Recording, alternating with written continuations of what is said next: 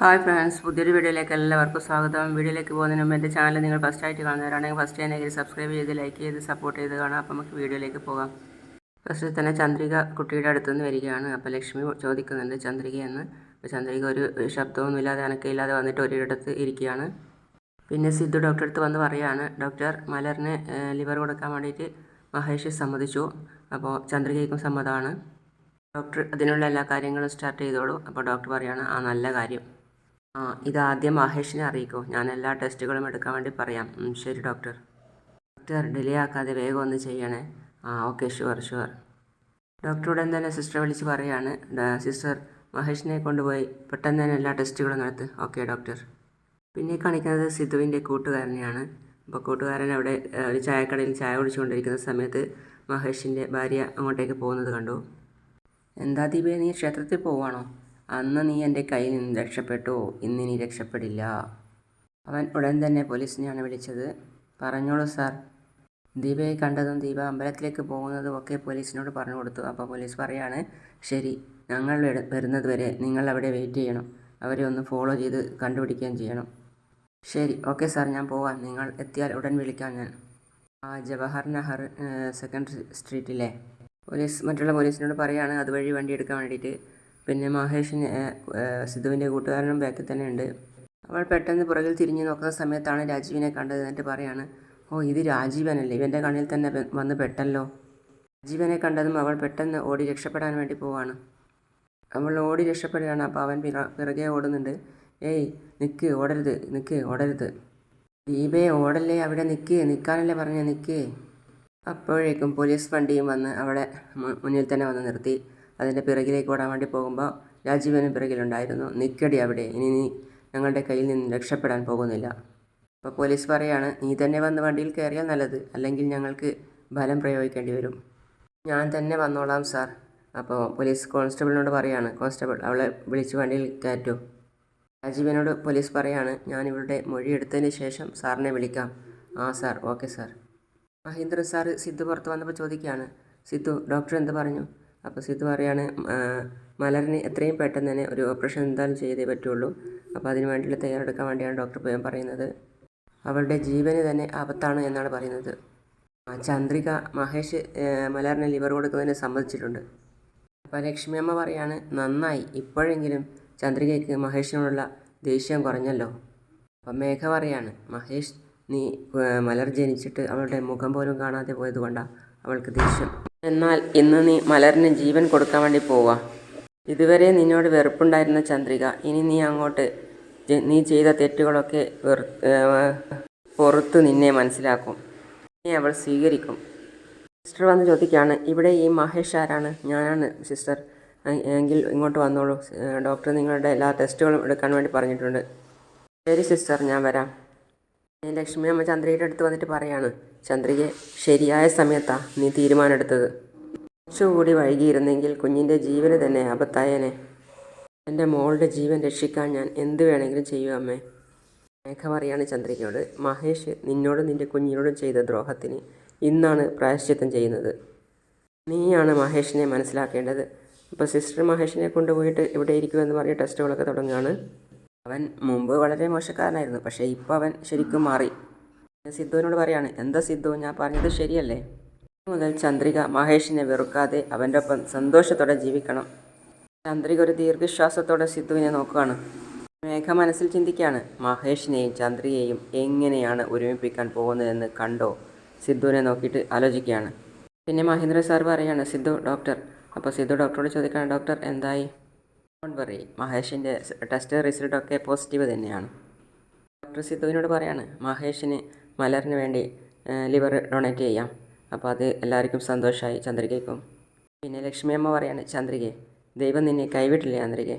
അപ്പോൾ സിദ്ധുവും thank you doctor, മലറിന് ഒന്നും സംഭവിക്കില്ല, അവൾ സുഖമായിട്ട് വരും. അപ്പോൾ എല്ലാവർക്കും സന്തോഷമായി. ചന്ദ്രിക ഡോക്ടറെ അടുത്ത് പറയാണ്, എങ്ങനെയെങ്കിലും എൻ്റെ മോളെ രക്ഷിക്കണം ഡോക്ടർ. ഡോക്ടർ പറഞ്ഞു, ഞങ്ങളാൽ കഴിയുന്നതൊക്കെ ഞങ്ങൾ ചെയ്യും, തീർച്ചയായും. അപ്പോൾ അതൊക്കെ ക്ലിയറായ സ്ഥിതിക്ക് മലരിനെ എത്രയും പെട്ടെന്ന് തന്നെ ഓപ്പറേഷൻ ചെയ്യാൻ വേണ്ടി തിയേറ്ററിലേക്ക് കൊണ്ടുപോവാണ്. അപ്പോഴാണ് ഒരു വണ്ടി പോലീസ് അവിടെ എത്തിയത്. പറയാണ്, കോൺസ്റ്റബിൾ പോയി ആ റിസപ്ഷനിൽ ചോദിക്ക്. അപ്പോൾ രാജീവൻ കണ്ടു സിദ്ധുവിനെ. എന്നിട്ട് പറയാണ്, ഏയ് സിദ്ധു, അപ്പോൾ സിദ്ധു, അളിയ നീ എന്താടാ ഇവിടെ, നീ എന്താടാ പോലീസുമായിട്ട് വന്നിരിക്കുന്നു? അപ്പോൾ രാജീവൻ പറയാണ്, മഹേഷിനെ അറസ്റ്റ് ചെയ്യാൻ വന്നിരിക്കാടാ. എന്ത്? മഹേഷിനെ? ഇവനാണ് മഹേഷ്. എടാ എന്താടാ ഈ പറയുന്നത്, എന്താ പറയുന്നത്? മഹേഷിനെതിരായിട്ട് ചന്ദ്രിക കേസ് കൊടുത്തിരുന്നു. അതിന് ഭാഗമായിട്ട് നമുക്ക് മഹേഷിനെ അറസ്റ്റ് ചെയ്യണം എന്നാണ് പോലീസ് പറയുന്നത്. കേട്ടപ്പോൾ അവിടെ കൂടി നിന്ന് എല്ലാവർക്കും ടെൻഷനായി. എല്ലാവരും പരസ്പരം നോക്കുകയാണ്. മഹേഷിനെ അറസ്റ്റ് ചെയ്യാൻ വന്നതാണെന്നോ? എന്താ സാർ ഈ പറയുന്നത്? മഹേന്ദ്ര സാർ ചോദിക്കുകയാണ്.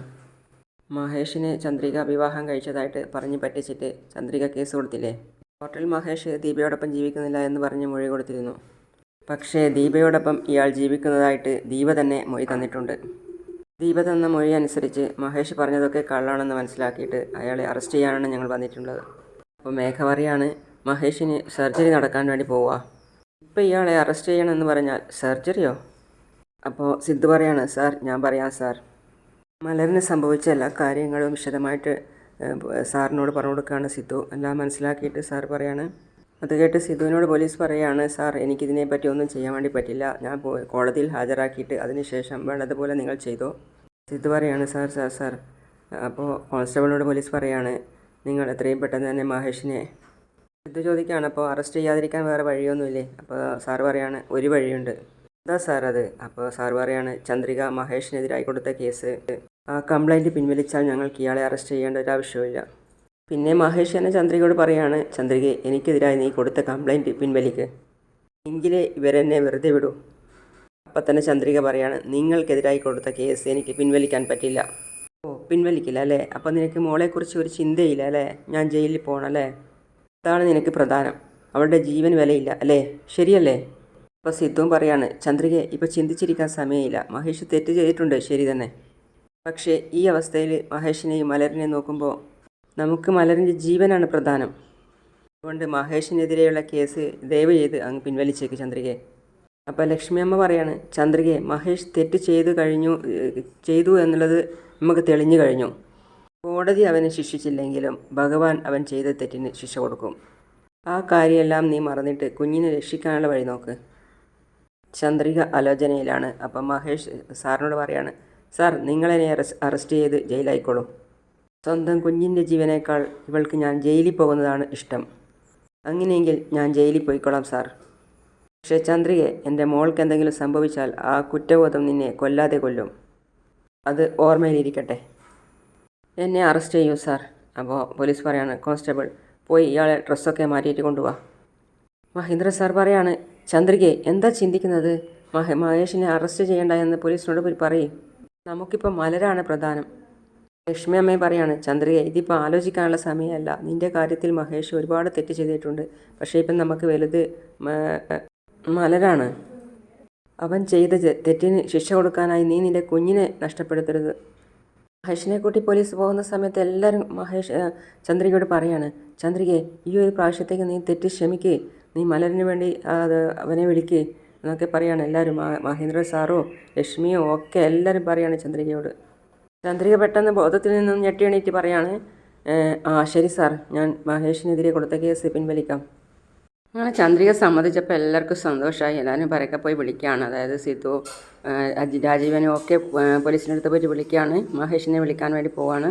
അവരെല്ലാവരും വണ്ടിയിലേക്ക് കയറി കഴിഞ്ഞിരുന്നു. ആ സമയത്ത് സിദ്ധു പറയാണ്, സാർ ഒരു മിനിറ്റ് സാർ. പറയൂ സാർ. അപ്പോൾ സിദ്ധു പറയാണ്, മഹേഷിനെതിരെ കൊടുത്ത കേസ് ചന്ദ്രിക പിൻവലിക്കാമെന്ന് പറഞ്ഞിട്ടുണ്ട്. എന്നാൽ ചന്ദ്രികയോട് സ്റ്റേഷനിൽ വന്നിട്ട് ആ കേസ് പിൻവലിക്കാൻ വേണ്ടി പറയൂ. സാർ പ്ലീസ് സാർ, ചന്ദ്രികയെ ഞാൻ തന്നെ നേരിട്ട് സ്റ്റേഷനിലേക്ക് കൊണ്ടുവന്നോളാം. കുഞ്ഞിൻ്റെ സർജറി ഒന്ന് കഴിഞ്ഞോട്ടെ. കുഞ്ഞിൻ്റെ അവസ്ഥ വളരെ ക്രിട്ടിക്കലാണ്. അതുകൊണ്ട് എത്രയും പെട്ടെന്ന് തന്നെ സർജറി വേണമെന്നാണ് ഡോക്ടർ പറഞ്ഞിട്ടുള്ളത്. ഇപ്പോൾ സാർ മഹേഷിനെ എത്രയും പെട്ടെന്ന് തന്നെ റിലീസ് ചെയ്യണം സാർ. ഓക്കെ, ഒരു കുഞ്ഞിൻ്റെ കാര്യമായതുകൊണ്ട് ഞാൻ ഇപ്പം തന്നെ ഇയാളെ റിലീസ് ചെയ്യാം.